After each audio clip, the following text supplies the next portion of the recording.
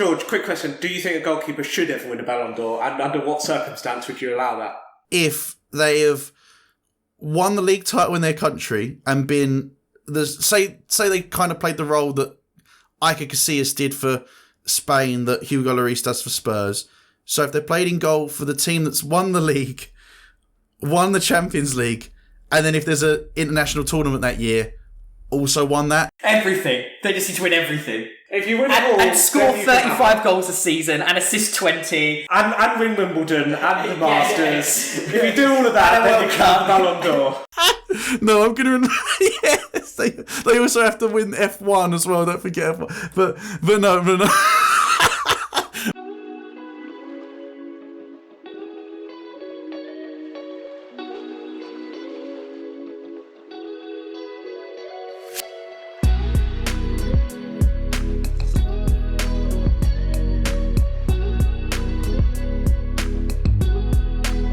Hello and welcome to the Midtable and Up podcast. On this episode, we will be ranking the top 10 Premier League goalkeepers.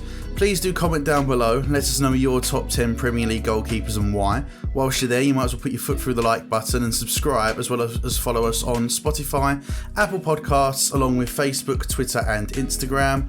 Our first co-host with us today is probably a bit inexperienced as far as goalkeeping is concerned, because if he ever played between the sticks, the opposition would only ever have to chip the ball over his head. It's Matthew Lee. You right, Matt? Cheers, mate. Thank you for that. I thought it was very fitting considering our topic and also my lack of height. So thanks. Yeah, I knew where that diss was going like halfway through. I was kind of just I was like, yeah, I'm enjoying this. I disagree though, because I think I would attack like a school did, an animal. Like sweeper keeper. Exactly, yeah. Okay. I would be sent off a lot. That's all I've got to say. Well, I'd say that really you'd kind of have to focus your ability on ball playing at that point. And you know what? It keeps Jordan Pickford in the team, so why can't it work for you? Exactly. Pickford is still over 6 foot though. He is, but it's not his goalkeeping ability that's keeping him in the England squad right now, I would say. I think Pope's been better in that sense. Yeah, I agree. Yeah, I agree too. Okay, great. Our second co-host, on the other hand, is very experienced in goal, having been a goalkeeper as a child. Though he couldn't have been a very good keeper, otherwise he'd still be playing now instead of chatting on this podcast. It's our resident tractor boy, Simon Bartlett. You right, Simon? Yeah, I'm good, mate. I was pretty good in goal, to be honest with you. Oh, you think you were pretty good in goal? Mate, okay, so... I've got invited to Arsenal Soccer Academy thing. Did you really? Yeah. How have I never heard of this before? I know you played in primary school, but I never heard this story before. Well, so basically, I went to that Curva coaching, thing that they do across the country, and one of the coaches there was like, "Oh, you're a really good goalkeeper. Come and do." It was only a weekly goalkeeping thing that I went to for about a year. Before it was just and it wasn't anything serious. There were 7 or 8 kids there. So yeah, it was pretty good. I won't have my name slandered like that. Okay. No, fair enough. You've defended yourself well there. I'll give you that. I reckon. I just knew you played in goal. I didn't know that you nearly played for Arsenal. I wouldn't say nearly played. I think that's pushing it a little bit. Yeah, David Seaman was like, I've got to watch out for this guy. He's after my spot. Yeah, no, it wasn't quite that bad, but yeah. Fair enough, mate. Fair enough. And of course, I am your final host, George Ellis. When it comes to goalkeeping, I copy Peter Shilton's 1990 penalty approach, which is falling over after the ball's already crashed into the back of the net. Of course, if Emma Watson had ever turned up to watch me play, I'd have channeled my inner Manuel Neuer. Absolutely. How did we find this list, guys? I found myself looking at a lot of contemporary goalkeepers. And the reason I say that is because goalkeeping has changed so much. In the Premier League, coming from a position that there's been lots of different ways to play it, and really I think it's much harder to compare a modern day keeper to some of the greats. Although some of the greats will still have their title, and I'm sure they'll have a place on the list somewhere. I think it was just really down to what I prefer in a goalkeeper, which is a bit more contemporary, but. No, I get where you're coming from with that. I mean, to be fair, my list was a lot more contemporary than I actually thought it would be, in all honesty. And for a while, it was gonna end up even more contemporary than I ended up making it in the end. I did have a last minute change, but outside of that, it was probably the quickest list out of all these ones we've done so far that I came up with. Like, I really didn't have to think too much on it at all. I suppose it's because, you know, good goalkeepers in the Premier League are normally defined by whether they win titles or whatever. Well, there's certainly been a good number of goalkeepers that have had a decent career in the Premier League. There's not too many that win titles upon titles or handfuls of titles. Normally, you get a keeper turn up and play for a team for, say, 5-10 years, something like that, and stay there. So it's not quite the same as where there's only one in a team, it's not quite the same as trying to pick between an abundance of midfielders, strikers, defenders, that kind of thing. So I came up with my list a lot quicker than any of the others I have. What about you, Simon? I can see where you're coming from, definitely on that point of certain, like, goalkeepers, you've got one of them. It'd be interesting to know what the stats are of how many goalkeepers have actually played in the Premier League. I bet it's not that many, like, when you think of how long the Premier League's been going. I wanted to give a few that maybe hadn't won titles but had very stellar careers beside of that. So I have put a couple in there that were very good goalkeepers. And I think going back to Matt's point of keeping has changed so much, I think I still put more emphasis on goalkeepers that were good goalkeepers rather than I agree with you on ones that were maybe better at passing the ball. So that's kind of the way that I've done it. It doesn't necessarily mean it's right, but that's why we have the discussion. Of course. Yeah, everyone kind of has their own likes and dislikes in goalkeepers, shall we say. But I think I'm probably more down the path that you are than Matt. I feel like I've prioritised goalkeeping ahead of ability to play out from the back. But of course, if we made this list in, say, potentially another 10-15 years time or so, that it could really change. But Matt, would you like to kick us off with your number 10, please, mate? Yeah, absolutely. So my number 10 is going to cause up a fuss. And really? I think it's not like Matt to do that. Completely out of character. Even I'm going to admit, I don't think he deserves to be on this list. If it's Fabianski, I'm going to quit. No, it's not. Okay. He's later on in the list. It's Jordan Pickford. Fuck off. And the reason I put him on there... Oh, come off it, man. is I needed to fill a space. No, but in all fairness, I don't think he's had, considering the young age he's had, I don't think he's had the worst Premier League career so far. I'm going to be honest. I think one of the things I like most about him is that he has, since he started and since he's moved, and I know probably the England position has given him a load of space, but the reality of it is he's kind of changed the way he plays football. I think he's changed a lot over his time since starting at Sunderland. And overall, I think he's a quality keeper. I think, in all honesty, though, he doesn't really deserve to be on this list yet. But I think he's got a lot of development to still go. I think he's fallen flat a little bit at Everton. I think he needs to move on personally. So I will say this. If you don't think that he should be on the list yet, why have you put him on it? Because I needed to fill a space. But there must have been a number of other goalkeepers. I couldn't think of another goalkeeper that deserved his space. Well, here's the thing that I will say is that Simon was talking about, say, maybe more mediocre mid-table goalkeepers, and I did end up shying away from that. Initially, I didn't think I would. Initially, I thought I was going to have a Shay Given or someone like that on my list, but straight away I would think that a Shay Given, a Brad Friedel, I already think that those type of players would have been more fitting for this list than Pickford. And I know it is a little bit harsh because obviously they have already retired and they had a stellar Premier League career. Again, didn't win titles or anything, but were very good goalkeepers in their time and, you know, played in the Premier League for a very long time as well. So that's to their credit. But the thing is with Pickford for me, and I don't know whether Simon will agree, I'm sure he will have his own way of attacking your argument, but Pickford early on very impressed with Pickford, especially at Sunderland, especially at Everton. And of course, no one can forget the heroics that Pickford made for England at the 2018 World Cup. He was outstanding.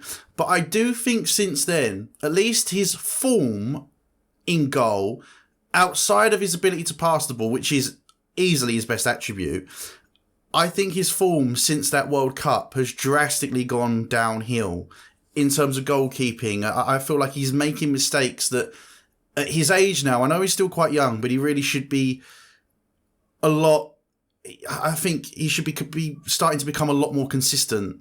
And I'm not seeing him, and I'm not seeing that from him. And I also think that Nick Pope, for one, is at the minute a much better goalkeeper. And I just want to ask you this question. If you were going to rank goalkeepers from this season only, where would Pickford come? Would he even make top 5? Because I don't even think he'd make top 5 for me at the minute. From this season alone? Yeah, if you were doing goalkeepers only in this Premier League season. I think top 5 he's probably outside of the top 5, yeah. So if he's outside of the top 5, why would you not have put any of those other goalkeepers in at number 10 instead of him? Unless I assume the majority, the goalkeepers you're thinking of are already on that list. I take it some will be. Yeah, exactly. A lot of them are already on the list. And yeah, right, okay. And yeah, like I said, I think... do you know what it is? I just couldn't find another player that I thought really deserved... Like, some of them, like, I looked back at stats and it was just like... Great career, but was a very different time of the Premier League. So a lot of them are already higher up on the list. Okay, all right. Very contemporary. Simon, what do you have to say on that? Yeah, so, I mean, I said before about England goalkeepers that I think the media have a lot of a part to play in bringing down English goalkeepers. I know I made that point a couple of weeks ago. The thing I would say about Pickford is he's a very good goalkeeper. Like, because I remember seeing him, he was on loan at Preston at the time and he was like 19 and he was unbelievable for Preston. And then he went back to Sunderland. Mannone got injured. I said, that's the best thing that's going to happen to Sunderland this season because they're going to put Pickford in and he's going to... And all right, they got relegated in the end, but Pickford was very, very good. I don't know if any of you saw, it was during the last international break, the England goalkeeping coach did a breakdown of the goalkeeping techniques of each England goalkeeper. It was a really good read, actually. And what they were saying is basically Pickford keeps his hands too low when he goes to save a shot. That's why which is why he makes these ridiculously springy saves. He can dive very well, but that's why he gets beaten by shots down, his hands are in the wrong position. Yeah. So that's why he gets beaten by shots that maybe he should save in and around his face because his hands aren't in the right place. And you go back to Nick Pope, his fundamentals are much better, but he can't pull off the same kind of wonder saves that Pickford does because he hasn't got that ability to leap across.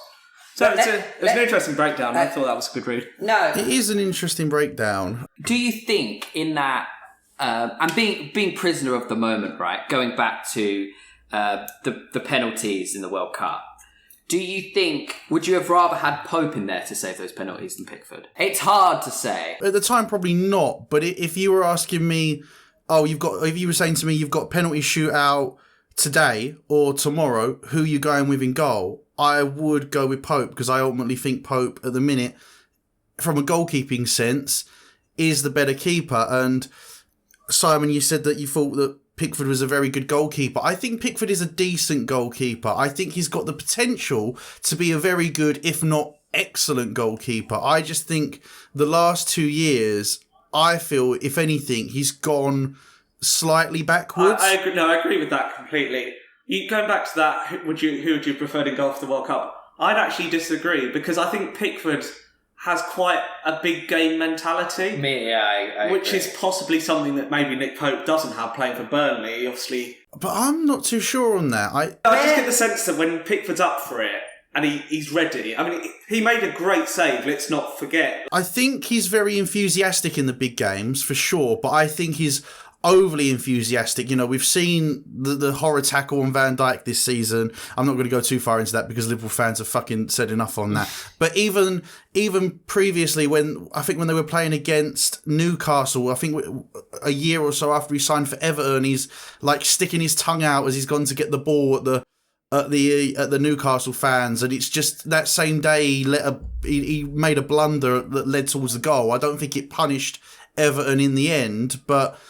Well, I don't know. I still feel like there's an element of immaturity to Pickford. And as I said, I feel like the enthusiasm is there. Well, I think the thing with Pickford is you can tell he's from a rough background.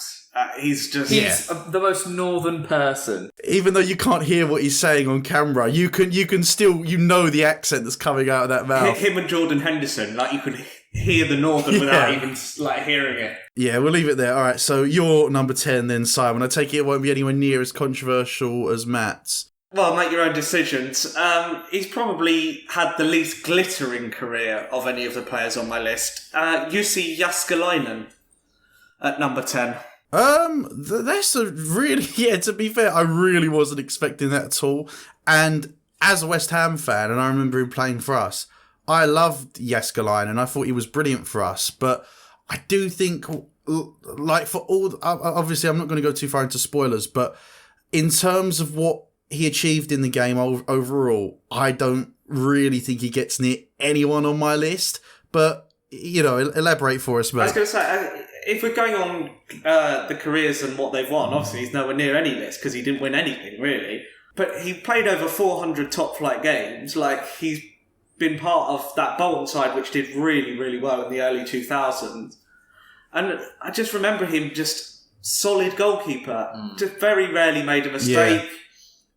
Yes, maybe wasn't the prettiest, maybe not the most exciting goalkeeper to watch, but... He was consistent, I'll give you that. Because you were just having a go at Pickford, weren't you? Saying, look, he's not consistent, he's not this, he's not that. And I think Jääskeläinen was all of those things. He definitely was. Barely got injured. You could always rely on him. If there's a ball to be saved, he'd save it. And that's it, job's a good one. Yeah. As I said... At West Ham, I loved Jääskeläinen and he helped get us promoted. He was with us for the first couple of years or so back in the Premier League. Really dependable, pulled off some really good saves. A very good Premier League goalkeeper. I don't disagree with you. I'll be interesting to see who else you've got on your list because, again, I know I mentioned a couple of names earlier. Shay Given, Brad Friedel. There are a couple that come to mind that came closer to making my list than what Jääskeläinen would have done, so I'll be interested to see if you have either of those at all. But no, I do think that's a really interesting opener, to be honest. Well, you tell us then, George, who is your number 10? So my number 10, I have gone for a Premier League winner, an invincible, actually. I've gone with Jens Lehmann. He's my number 8. Just absolute brilliant goalkeeper for me, Jens Lehmann. Full of class. And the thing is as well, I would say really up until recently, I know Arsenal got Cech a few years ago, but he was getting past his best at that point. But I would say that they never really replaced Lehmann, probably up until somewhat recently. And even then, they're not, the goalkeepers have had Leno, he's a good goalkeeper, I think, but he's not quite at the level of Lehmann yet, though. Of course there is still time for him to develop. But you talk about characters, and Jens Lehmann was just the epitome of a character in goal. Absolutely brilliant. And I know this isn't what I'm about to describe, isn't in the Premier League, but it just kind of sums it up for me. So in the 2006 World Cup, Germany played Argentina in the quarterfinals, and the game went to penalties, and Jens Lehmann, as the game went to penalties, from his sock, he removed a list of where all the Argentinians would normally put their penalties, and he dived right. He dived the right way for every single penalty. And the Argentinians got into a real, heated faff over it because they're looking at thinking, well, this guy's got a list of where we're taking our penalties. It just, for me, it kind of sums up the guy. As I said, he was a good enough goalkeeper to be in that Invincibles team, taking over from Arsenal legend David Seaman. Yeah, he played every minute of that Invincibles season. Every game for the Invincibles. The thing with penalties, though, is it's such a mental game that... he could have just had, his shopping list on that. Yeah, and that was a joke at the time. People were like, gifting it up, like it's a joke, but it's also very, very true. It's like very clever. If you could just have scribblings on there, and it makes people think twice. When you start thinking twice for a penalty, that's what kind of where you're starting to go wrong. So as I said before, Jens Lehmann was my number 8 on my list, and I was looking at it, and I didn't really realise he didn't join Arsenal till he was 33. I have to say, I didn't think he was that old when he joined them. Did you say? Yeah, he'd have a decent career in Germany before that, and you talked about mentality for penalties there, Matt. For me, mentality was a huge part of Jens Lehmann's game. I think it was part of what helped make him so good, was that he was so commanding. I feel like the self-belief, and even him as a pundit now, he really comes out with some real stingers, and it really gives you some insight as to why he was able to hit the levels that he did. If he'd been at Arsenal, say maybe a little bit longer in his career, he probably would have been higher on my list, but in terms of goalkeeping ability and mentality, just brilliant. Interestingly, he also holds the UEFA Champions League record for the most consecutive clean sheets. 10. Ooh. I did not know that. Right. That's a great record. Yeah, I think people talk about goalkeepers having to have a certain mentality of being a bit like... They always say goalkeepers are a bit mad. I think Jens Lehmann definitely had a bit of that kind of quality. He was a maverick on and off the pitch. And he's a very, very good goalkeeper. I think towards the end of his Arsenal career, it was kind of, you could see it was coming to an end, couldn't you? Yeah, it was starting to tail off a bit. The annoying thing for him is that he will probably be remembered more for his red card in the Champions League final in 06 than he is for being part of that Invincibles team. Which I think is a real shame, because he was a very, very good goalkeeper in that side, which ultimately went the season unbeaten. I do think you're right, actually. I think a lot of people just think that it was Seaman that was in that Invincibles side, just because he'd been there so long and he moved away the season before. So I think a lot of people just lump David Seaman in with the Invincibles when it was Jens Lehmann. I agree with that. And as I say, I mean, I looked before, he apparently played every game of that season, so it's not like they shared responsibilities and Seaman was being...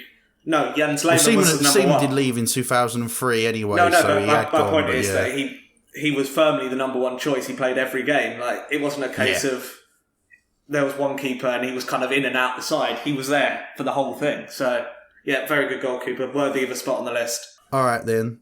Cool. So, strolling into number 9, who are you going with, Matt? I'm going for Pepe Reina. Okay, so that's quite cool. I've got him at number 8 for me. I've got him at number 5. Ooh, yeah. Reina's only one of 2 goalkeepers that haven't won the league that are on my list. But yeah, no, go on, mate. Elaborate on Pepe Reina, Matt. Well, I think to start with, he's a fantastic goalkeeper. He's had a fantastic career. Notably, he started off at Villarreal. Moved. I think he was most known for his time at Liverpool, but he's really been over the pot. He's been to Napoli, so he's been around. I think he's had a fantastic record, and he's been part of some fantastic winning teams, and he's been the difference in a lot of games. And you can see that he won the 05-06 to the 05 to 08 Golden Glove in the Premier League, which is a pretty ridiculous record. He was the first player to win 3 in a row, which is crazy, really. As well as the World Cup, and 2 European Championships. So an immense goalkeeper, and I think he definitely deserves a place on this list somewhere. He's definitely up there in terms of goalkeepers that never won the Premier League. You can make a case for a couple of others as well, but he's probably the best if you were excluding goalkeepers that had won a title. I mean, the stats on him are incredible. I mean, I had a look before. Apparently, he's got the best clean sheet ratio of any Premier League goalkeeper, who played a certain number of games. That is incredible, really. It's like 47% or something, which is just mad when you think nearly 1 every 2 games of keeping a clean sheet. And you talk about him being... I think he was probably the first goalkeeper I remember seeing who was comfortable with the ball at his feet as well. Yeah. Because obviously he had to play as part of that Spain side that was built around that. And I'm trying to think, I can't really remember another goalkeeper in kind of 2006 that was doing that kind of thing. Not in the Premier League anyway, I would say. So I think he was probably the first one I saw that... Because, I mean, compared to today's goalkeepers, he's still miles off that. But compared to the goalkeepers then, he was much more comfortable than them. A better footballer. Yeah. And as I said, I like goalkeepers that you could rely on as a goalkeeper, and you definitely could with Pepe Reina. Very, very good goalkeeper. Very rarely made a mistake. And I think it's worthwhile saying, I know obviously goalkeepers age differently, but he's 38 and he's still going strong at Lazio. He's played 9 games for them so far this season. So, really, really fantastic player. So, moving on to your number 9 then, Simon. Okay, my number 9 will be controversial because he's this low. But it's mainly due to length of time is why he's not ended up higher on this list, and it's Alisson. Fair enough. Alisson's my number 7. Yeah. I mean, as I say, I think in the fullness of time, Alisson will be much, much higher on this list. I agree completely. That's why he's only number 7 on mine. He's my number 2. Yeah. There we go. And I was just talking about how comfortable Pepe Reina was on the ball. Compared to Alisson, he looked like a complete donkey. I mean, let's be honest. Alisson looks like he can play in midfield. Yes. He's so good on the ball, but he's a very, very... just a great, great goalkeeper. Some of the saves he makes are astonishing. And what is impressive about him is Liverpool, they have a very strong defence, but he never seems to lose his concentration. Always, if there's a save to make, he'll make it. He makes that defence stronger as well. Yeah. Oh, so much. He must give them so much confidence. If you talk to Liverpool fans, of course, the loss of Virgil van Dijk was a massive blow this season. Yeah. But when you really get to talking to them, they said, you know what, Virgil van Dijk, massive loss. We know that, right? But the thing that you always hear them say is, Alisson is the bigger loss. Yeah. I mean, you think... They don't have Alisson in that squad. Yeah, you think of that last Liverpool team before Alisson, it had Van Dijk, but it had Carrius. Yeah. So, Alisson was the last piece of that jigsaw, which ultimately got Liverpool over the line to winning titles. They won the Champions League the first season, and then the Premier League the season after. And without Alisson, I don't think they win either. No. They say a good goalkeeper is worth 10 points a season. Well, that, I think, kind of proves the point, doesn't it? Yeah. Yeah, 100%. I completely agree on that. And as well, he won the Golden Glove in 2019, funny enough. He kept 21 clean sheets, and only one goalkeeper in Premier League history has kept more in a single season, and that was Petr Cech in 2004. Yeah. And that Chelsea side barely conceded all season. So that's an incredible record when you think about it. Yeah. Yeah. No, he's a great goalkeeper. As I say, I think if we look to this list in 10 years, he will be much nearer the top than this. Yeah, but 100% agree. After 2 seasons, it's hard to be like, yeah, you are the best of all time. But he's certainly got the ability to. I think he's the only one that can really challenge it. I think he's a fantastic goalkeeper.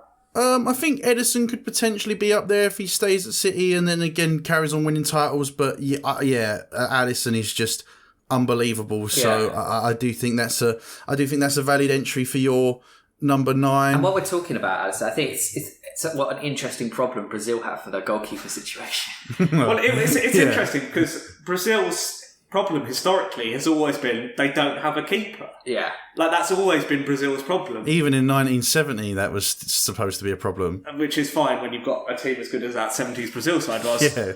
But you look at it now, you'd argue that they have much bigger problems elsewhere on the pitch. Like goalkeeper, they are absolutely sorted for the next 10-15 years. Completely. No, I think that's a great number 9. So strolling into my number 9 then. Now, this is a bit of an odd one. I say a bit of an odd one. If he'd carried on at the level that we all thought he'd be going, he'd probably be higher on my list. And yeah, because he's really plateaued, he is quite low. I almost considered not putting him in there for a little while, but I did think he deserved it in the end. I've gone with number 9, Joe Hart, for me.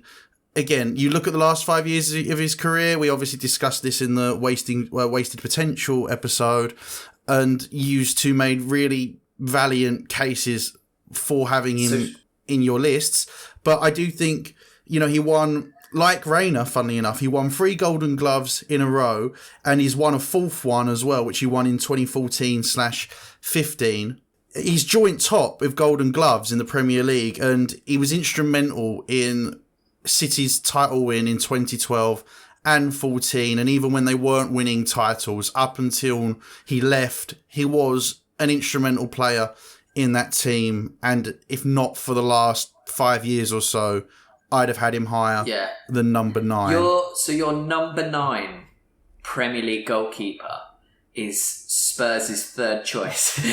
At the minute, yeah. At age 32. At the minute, yeah. He was Burnley's third choice last time. No. He'll be someone else's third choice in a little while. I was having the same quandary about Joe Hart. Yeah, me too. I agree with it. But in the end, I didn't put him in, and it's for the reason you've said. I kind of, when you look at, if you're talking about the greatest of all time, if you looked at 5 years of it, you could say he's up there with the very best, can't you? I mean, I do agree with you, but I will say this: there's very few goalkeepers that do, even though he has plateaued. There are very few goalkeepers that achieve in, say, 4 years what he did achieve in those 4 or 5 years. He arguably achieved more in those 4 or 5 years than probably 90% of goalkeepers will ever achieve when they play in the Premier League. Yeah, but I guess that depends again what your metric is. If you're saying that titles are the measure of the success. Well, 2 titles, 4 Golden Gloves. Yeah, it's very impressive. Look, I'm not saying Joe Hart's a bad goalkeeper. I nearly put him in, but he just missed the cut because I don't know. It's just could I defend it? You asked Matt, could you defend Pickford making the list? And I'm kind of thinking that. I just felt really. I'm sorry. I have more. I feel like Joe Hart is much more justified than Jordan Pickford. Yeah. As I said, 4 golden. We've got four Golden Gloves, 2 Premier League titles. I would say for me, could I defend putting Joe Hart in? Would I find that easy? I couldn't quite bring myself to do it. It was very close. I will say this for Joe Hart as well. When as I said, I know he's plateaued off, but when Joe Hart was at his peak, you could probably argue that there were maybe only 2 or 3 goalkeepers in world football at that time that were maybe better than him, and that being Neuer, Casillas, Buffon. Outside of that, I maybe, again, De Gea was just about to come into it, wasn't he? But outside of that, I really don't think that there was anyone quite close to the level that he was at. You talked about Pickford again. Pickford, even at his best of his career so far, still hasn't got anywhere near to the best that Joe Hart was at. We're not talking about Pickford, we're talking about Joe Hart. And I agree with Simon. I think the only thing he lacks is that consistency. And it's not even like he had a great couple of years and he's fallen off the boil a little bit, but he's still chugging along playing for a mid-table Premier League side or someone else abroad. He has fallen off the cliff. I do agree he has. Let me ask you a question, George. Okay. Do you think at his, how old is he now? 31, 32? Something like that. 32, 33, something 32, 33. Yeah. Which isn't old for a keeper. No. Do you think he has either the ability or the mental willpower to bring it back and fight for a place in a first team of a Premier League side? I don't think it will happen. And do you think that's because of him? I think I would argue mentality and certainly willpower. I would argue that he definitely has enough willpower, but you don't, as much as willpower is needed, you need to be able to back that up. And personally, I do think in terms of him being a number 1 choice for a top club, I do think that time is over for Joe Hart now. I just think that at his peak between 2010 to 2015, there was very few that were close to him, if not better than him in world football. And in the Premier League, again, you look at that 5-year spell, there's very few that over the course of, say, even 15 years or so, hit the heights that Joe Hart did hit. So, yeah, as I said, Pickford at the minute, and not even just Pickford, even some of the names that I've thrown out, even Jussi Jääskeläinen. As much as I loved Jussi Jääskeläinen and thought he was a great goalkeeper, over a longer period of time than Joe Hart was a good goalkeeper. For me, he never hit those heights as a goalkeeper. Even removing the medals, right? Even if Joe Hart played for a mid-table club, if he had that kind of form for a mid-table club, I don't think Jääskeläinen was ever as good as what Joe Hart was for City, even if Jääskeläinen had been playing in a better team. For 4 years. It's weird. Do you know what it is? It's a weird thing in football. I've never seen a player like Joe Hart fall off so badly. You know how I said that I had a last minute switch? Yeah. Joe Hart was my last minute switch. Who did you take out? I had Ederson. Right, okay. But then I did think, you know what? I've already got Alisson in here. And I thought, again, maybe in 5-6 years' time, I could not put Ederson in. But the more I thought on it, the more I thought, this guy has won 4 Golden Gloves. He's been instrumental in 2 Premier League titles. And as good as Ederson is for City, he's a great goalkeeper, I do think that you could probably have removed Ederson from that team. And they got 100 points.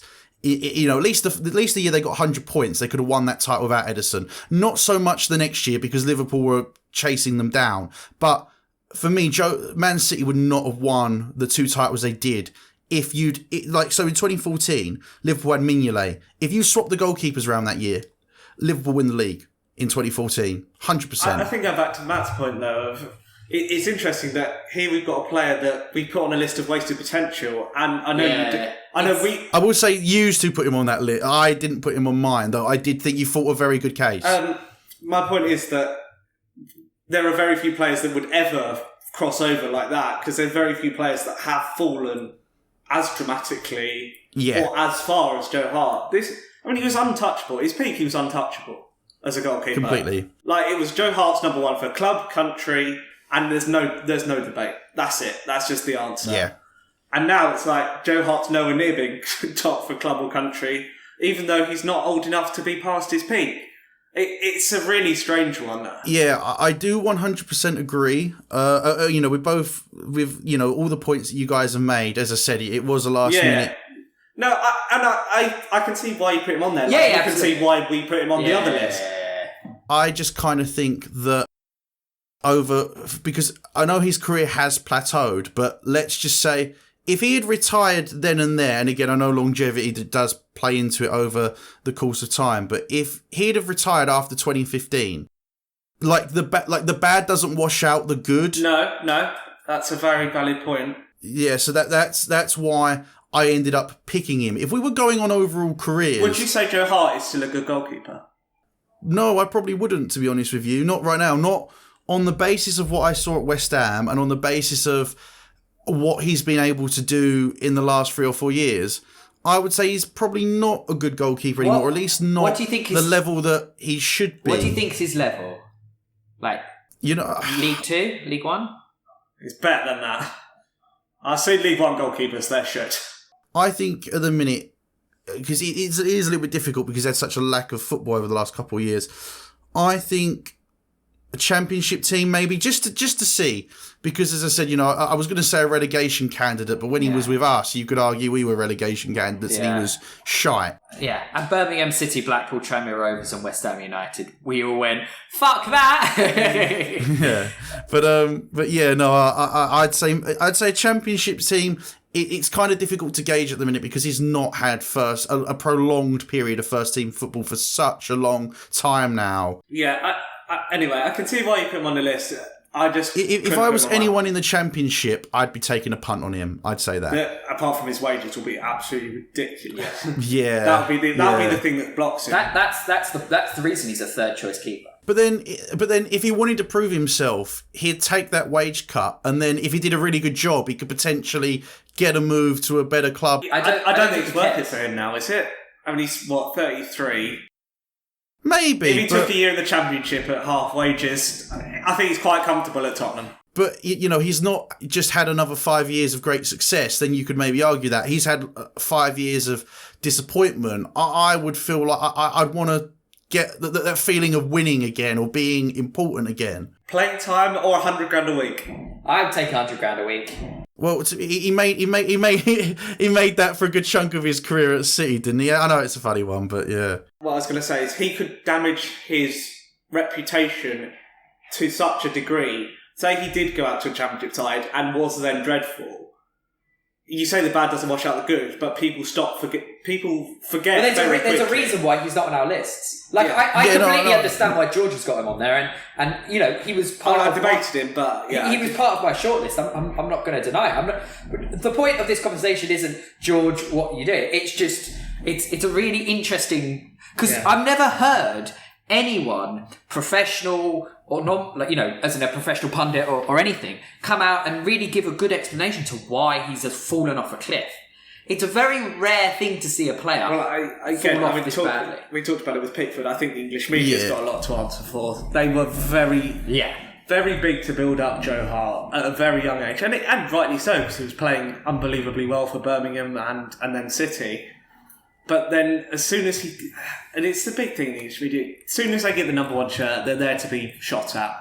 It's like, completely. You climb to the top of the hill, everyone wants a piece of you, everyone wants to go at you, suddenly you're under a microscope, and it takes such strong mentality to get over that. And he did for like 3 or 4 years. He just brushed it off and was just as good. But you can only do it for so long. Even then, and I do agree, I would say the final nail in the coffin in that instance was Guardiola, effectively, because he came in the door and straight away, before, you know, he didn't even give him a chance at City, he just said, don't want you.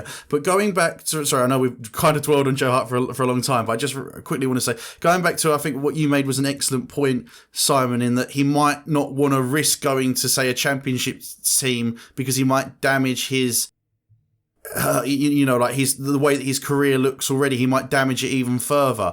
I would say that if that is his mentality and his current attitude, then he is finished completely. I don't disagree with you, but I can understand that thought process.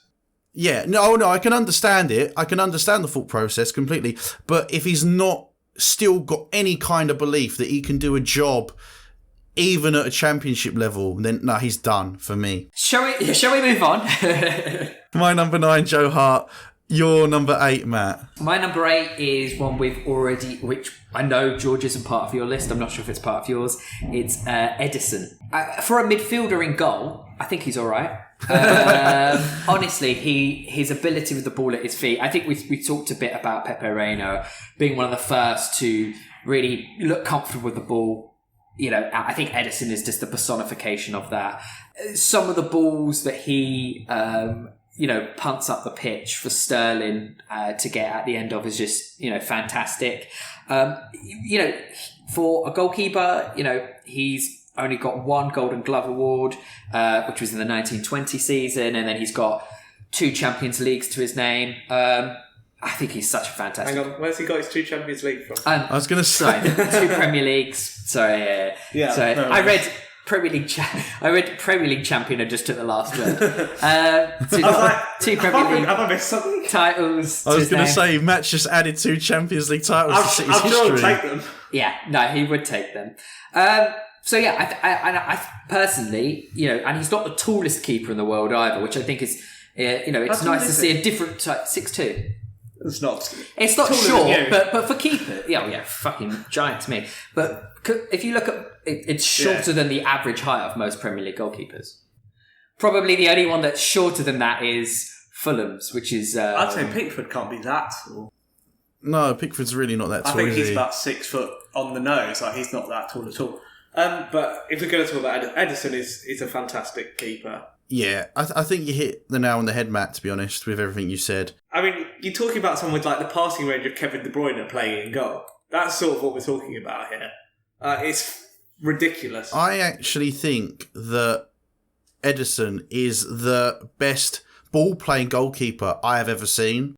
Yeah, completely agree with that. Absolutely brilliant. As I said, the only reason why he didn't make my list is just longevity, and I'd already put Alisson in there. As I said, I ended up swapping Joe Hart for him. He was this honestly 2 hours ago he was on my list. It's almost like they've got opposite careers in that Ederson, you kind of don't know what's going to come from him. Joe Hart, we've seen what's come from him and kind of know. Yeah. So yeah, I totally get that. I don't really have a lot more to say. He's a great goalkeeper. I'm not sure what else you can say on him. I mean, I think you've kind of hit, as George said, you hit the nail on the head with the great goalkeeper, but his passing range is just ridiculous. Your number 8 then, Simon. Yeah, I mentioned before, Jens Lehmann was my number 8. Oh, of course, yeah. And then Pepe Reina was my number 8. So strolling into number 7 then, Matt. Who's your number 7? So this one's going to stir up a little bit of controversy. But it's because I like his... He's never won anything. He's never won anything with the club he's at. He is a fantastic goalkeeper. Let's see if we can guess him. I'm trying to guess. A fantastic goalkeeper. I think I'm going to have a guess. Hugo Lloris. Yeah, that's a good guess. Matt, before you go any further, I'm going to say this. Yeah. My number 6 is Hugo Lloris. Yeah, my number 6, mate. Hugo Lloris. Yeah. I wouldn't have expected him to be so high on your list, but I think it's mainly the longevity, and I feel like, again, I talked about Pepe Reina being possibly the best goalkeeper never to have won a Premier League title. I would say the main contender for him in that is Lloris. Yeah. We are talking about he won the World Cup with France, didn't he? He did. Wasn't he? Yeah, he was. Yeah. Still captain at Spurs now. Yeah, still captain at Spurs. So I think he's a great character. I think the thing I personally like so much about him is that you get a real sense of responsibility, and all good goalkeepers have to take a sense of responsibility in the box, and I think the best ones do that. But for me, when I watch Hugo Lloris play, he commands that box and he commands that respect from his central defenders. And really, if you look at the Kepa situation at Chelsea a year ago, well, this year, it's obviously Kepa's a different goalkeeper, different stage in his career. But something I saw a lot with Kepa was that he didn't take so much responsibility for his box in his area, and often you would find other Chelsea players having a go at Kepa because of that. He wouldn't come out and get that ball. He wouldn't, take that extra responsibility. So for me, Hugo Lloris is such an amazing player. Well, I think your point is really good about leadership. And as a general rule, I think goalkeepers shouldn't be captains. But I agree. There are certain examples where you look at Iker Casillas for many years for Spain, and they're just so vocal. They're so instrumental to their team's efforts that I can let that go. Yeah, I agree. They're almost a second manager at that point, aren't they? And I feel like Iker Casillas was almost an assistant manager despite playing in goal, and I feel like Hugo Lloris kind of fits that mould. As I said, he's been at Spurs since 2012 now. God, has it been that long? It doesn't feel like it's been like that long. Yeah, I know. No, honestly, he has been there that long. And I kind of feel that if you replaced any of the title-winning goalkeepers since his arrival, I think if you replace any of the title-winning goalkeepers with him, I think those teams would still win those titles that year. I really do. I think he's that good. How much did Spurs pay for him? It wasn't that lot. It wasn't that much, was it? It wasn't a lot. They got him from Lyon, didn't they? For €10 million. I mean, that's a bargain. Absolute bargain. With €5 million of add-ons. I'd take all the add-ons. If you're going to give me Hugo Lloris for 15 million, I'll take that every day of the week. World Cup winning captain as well. And I know, again, if he played in a better team, and he could have played for title winning teams, he would have won. He would have won a lot. He would have won a haul of medals in his England career. And yeah, one of the few players. One of the few players in terms of that Spurs team that you've got right now. I think you have Lloris, Kane, Son. At their peak, again, all arguably good enough to play for probably any team in the world. I think, Lloris. The other thing I love about Lloris is that he does have that tendency just to be a bit crazy at times, just like dart for the ball out of nowhere.